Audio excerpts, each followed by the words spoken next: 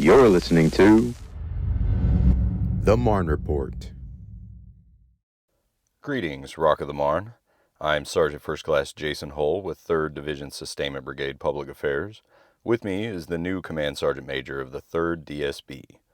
We're talking with Sergeant Major Campbell to get to know him, some of his ideas on leadership, and what his priorities are for the brigade. Sergeant Major, would you introduce yourself and tell us a little bit about you personally and how you came to serve in the U.S. Army? I am Command Sergeant Major Jeffrey Campbell. I was born January 27, 1973 in Albuquerque, New Mexico. I would say that I was born in a very challenging environment, physically and financially. With that, I had made some pretty drastic decisions that caused a lot of heartache for my mother and myself that actually led to some challenging times. One day I couldn't find a way out, and so one day I was watching the television and I saw Be All You Can Be in the Army, and so I went down and talked to my recruiter. It took my recruiter about a year to get me in because of some of those challenges. So this anecdote is a good reminder of what a difference non-commissioned officers can make in people's lives, from starting the recruitment process to ultimately becoming a Command Sergeant Major. And you sound pretty grateful.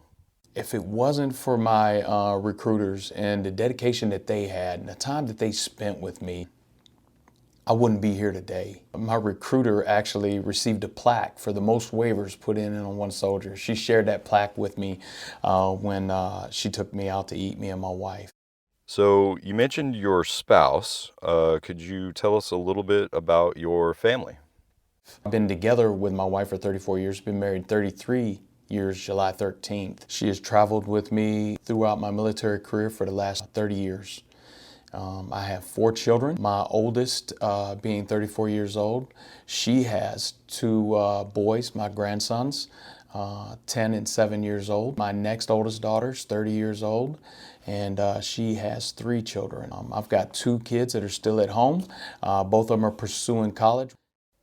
Hey, Sergeant Major, so I was looking over your bio from the Change of Responsibility ceremony, and it's obvious that you've served as an NCO with a diversity of assignments, many levels of the Army, deployments. You have about all the experiences possible before coming here to Fort Stewart. I joined the military in 1992. I started out my career in sustainment at Fort Jackson, South Carolina, and August 5th, 1992. So I've been in the Army a little over 30 years.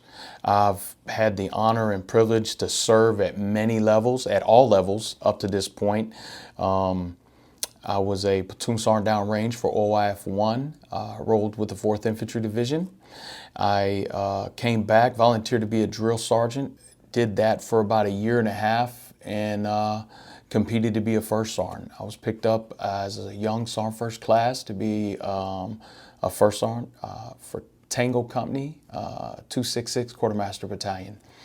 About 9 months later, I was actually selected to be a master sergeant, a first sergeant, and I went on to spend 63 months as a first sergeant. I had 3 companies and deployed 1 downrange.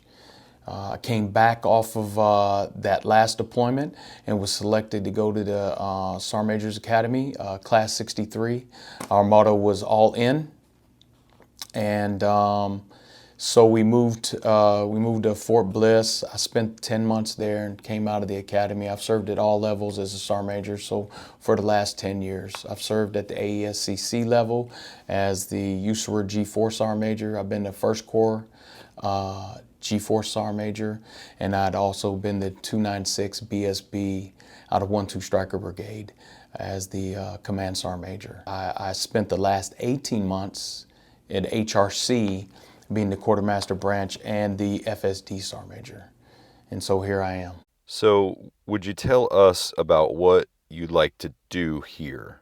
What's your vision for the DSB? I would like to continue the legacy of this great unit, the professionalism, the expert sustainment that's provided to this great division.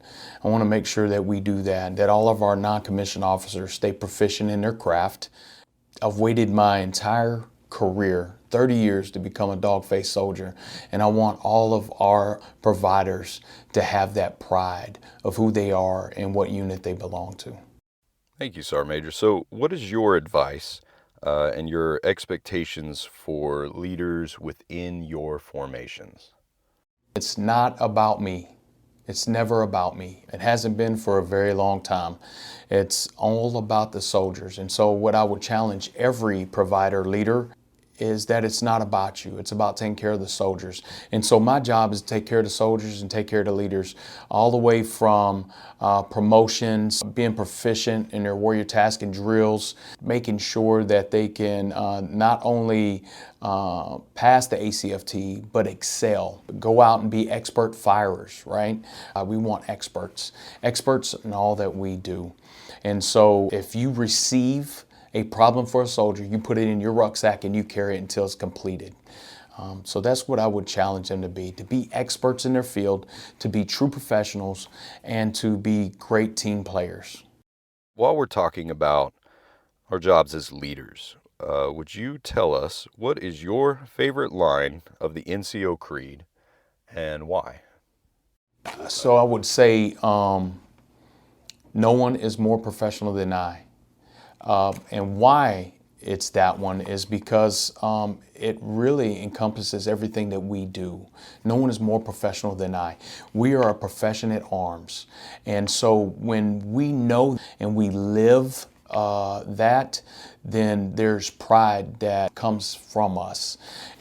No one is more professional than I. I think that encompasses everything that we do. Everyone should be proud to serve in this capacity. That means that everybody looks to us. And so, again, there's no greater privilege in this world than to serve this great nation in this capacity. So we've covered what you expect of us as soldiers, as leaders, but now what could we look forward to, and what would we expect of you as the brigade's Senior Enlisted Advisor? You know, I have a lot of opportunity to sit down and, you know, over the years I've learned that I have to fill gaps in certain places. And I think that wherever there is a need in this brigade, I'm going to try to fill that gap. I want to come see the soldiers where they are, whether it's in the motor pool, whether it's out on the line, in the kitchen, the SSA, the SPO, wherever they are. I want to come and I want to get to know them, and I want to get to know what they do on a daily basis. And so I just really look forward to A, being a dog-faced soldier, and B, being a provider. Okay, Sergeant Major, so you're talking about being a leader that is present. That's a very common theme in discussions I've had with senior leaders lately about it being crucial at all levels to really know what soldiers are dealing with, working through. Leaders being present. So there's many different ways, but we've always got to be present. One of the ways that we can be present is in the barracks, right? That we're ensuring that the soldiers are living in a good environment, that the environment is clean and orderly, and that everything works. The air conditioning, that we don't have a problem with mold, and we're going to try to combat that at every angle, whether it's through leadership, the soldiers' actions that they take, whether it's on the line, it's in the facility, but leaders being there and that they actually care. So being present is extremely important. So in your change of responsibility ceremony remarks, you'd mentioned that you'd experienced a very terrible injury from a motorcycle accident. Would you share with us what was your injury and maybe a little what it was like about overcoming that? I went down, had a severe concussion. They life flighted me out, and so I suffered from a brain injury for about 65, 70 days. I mean, I was scrambled up pretty good, and so having that, this is I'm in a much better place. Yeah. Yeah, I got my motorcycle here. I can't wait to get involved with the motorcycle mentor program. So, Well, Sergeant Major, thank you for this conversation today. It's really helpful to know what you'd like us to prioritize and to get your insights on the job as NCOs, as all leaders, to succeed at building great units, accomplishing our missions. Do you have any parting words for listeners? what an amazing opportunity, not just for me, but for everybody in this command to turn around and serve our nation's sons and daughters. There's nothing more important to me and my family and to serve at this capacity. And I think that if we all come in as servant leaders, all we can do is make this organization great. So I just look forward to being part of this family. Okay, well, we'll wrap this up. Thank you for your time today, Sergeant Major, and welcome. And thank you all for listening to another episode of the Marne Report. I'm excited. It's good to meet everybody.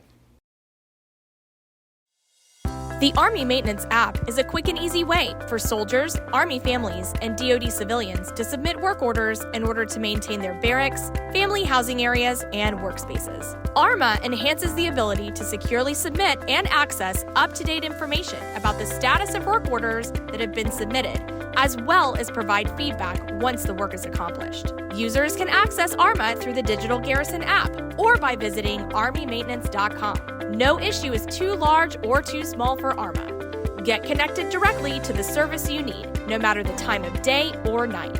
Create your online profile today at armymaintenance.com.